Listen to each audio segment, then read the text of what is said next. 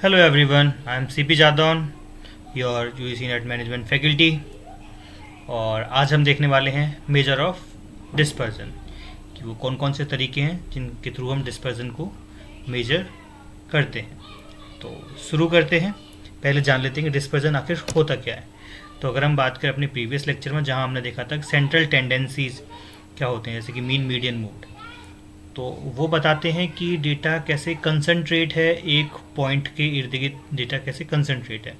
तो हम कंसंट्रेशन की बात करते हैं, लेकिन डिस्पर्जन बताता है कि डेटा में कैसा फैलाव है, मीन या मोड के इर्द गिर्द या मीडियन के इर्द गिर्द कैसा फैलाव है। तो डिस्पर्जन हमें यही बताता है कि डेटा किस तरीके से बिखरा हुआ है या इर्द गिर्द मीन के कैसे फैला हुआ है।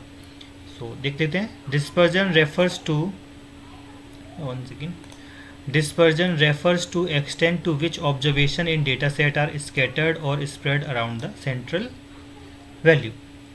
ठीक है। अब क्यों क्या इसकी ज़रूरत पड़ती है, किस चीज़ में हेल्प करता है।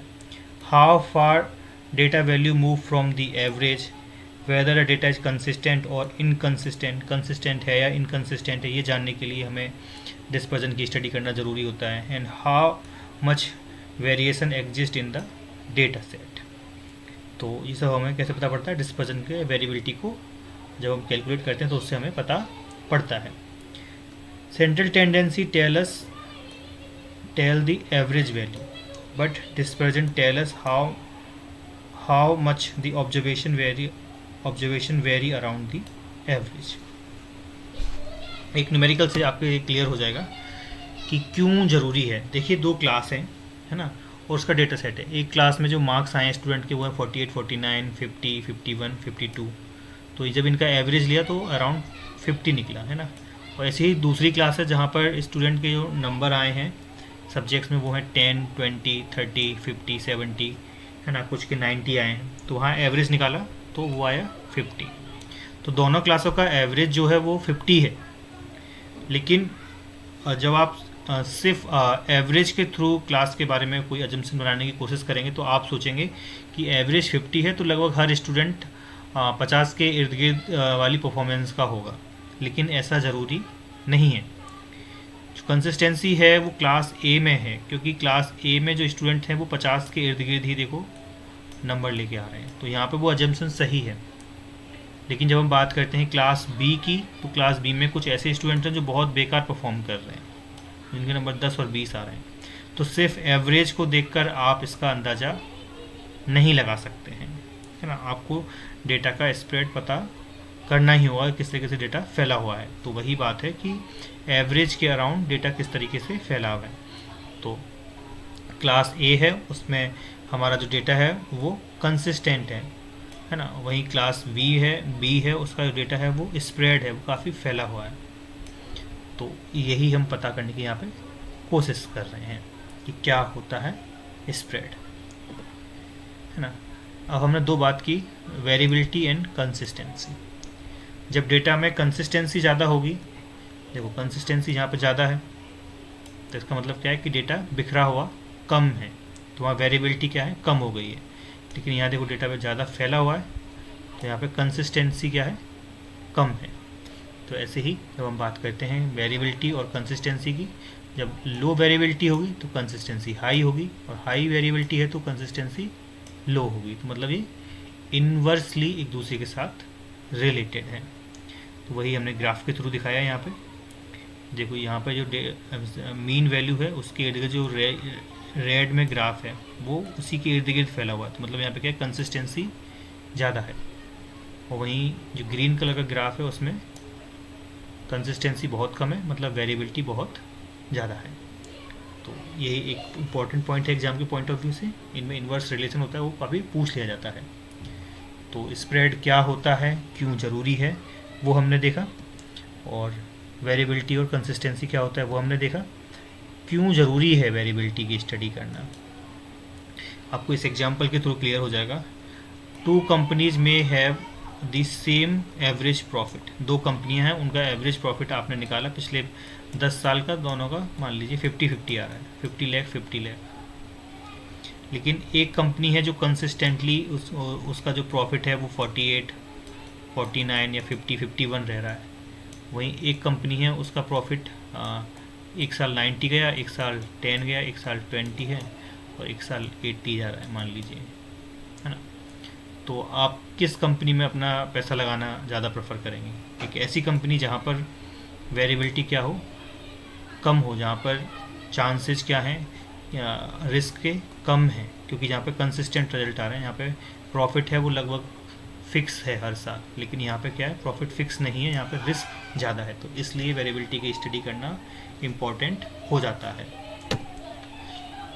तो हम बात करें कैसे मेजर करते हैं वेरिएबिलिटी को, तो हम range, quartile, mean deviation, variance, standard deviation और कोफिशिएंट ऑफ वेरिएंस, इन सब, range of coefficient of range भी होता है, इन सब के थ्रू हम वेरिएबिलिटी को मेजर करते हैं, ठीक है।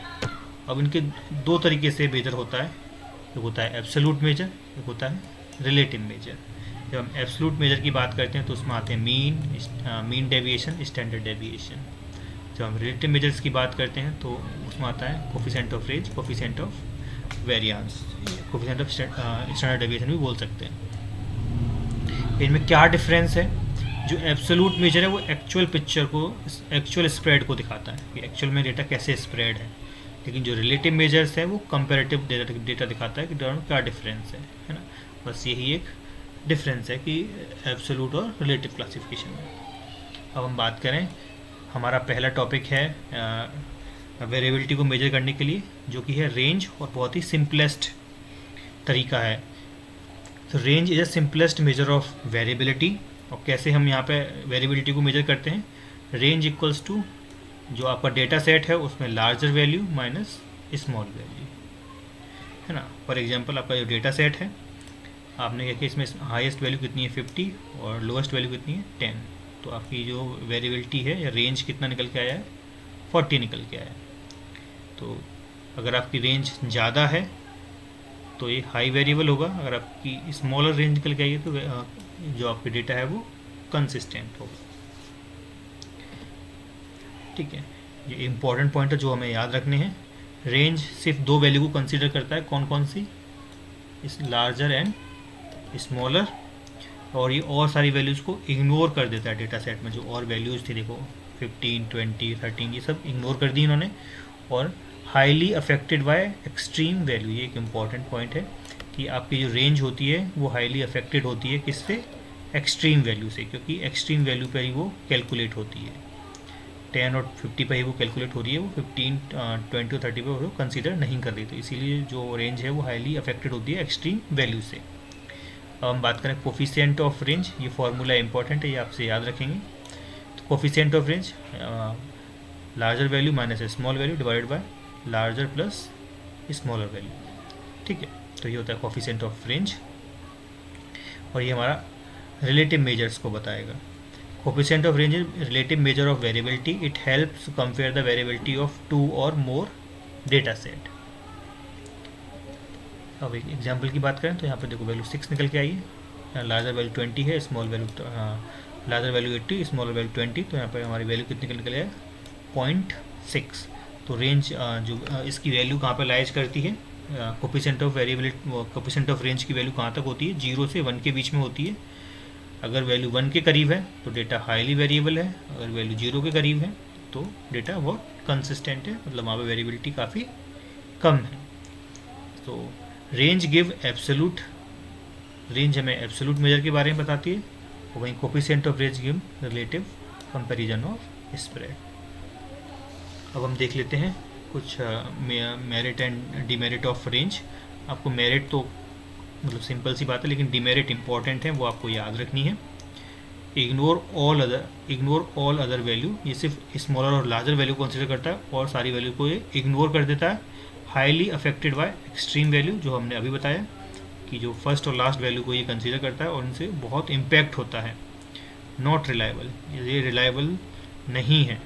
Does not provide complete information about variability, ये वेरिएबिलिटी के बारे में ज़्यादा कुछ इन्फॉर्मेशन देता नहीं है, तो इस पर हम रिलायबल नहीं करते हैं, तो इसका प्रैक्टिकल यूज कोई ज़्यादा है नहीं हमारे लिए। Unstable for scientific analysis, unstable measures, ठीक है। तो जो आपके डिमेरिट हैं 1, 2, 3 या याद रखने हैं। So this is all for today class, मिलते हैं नेक्स्ट लेक्चर में। Thank you.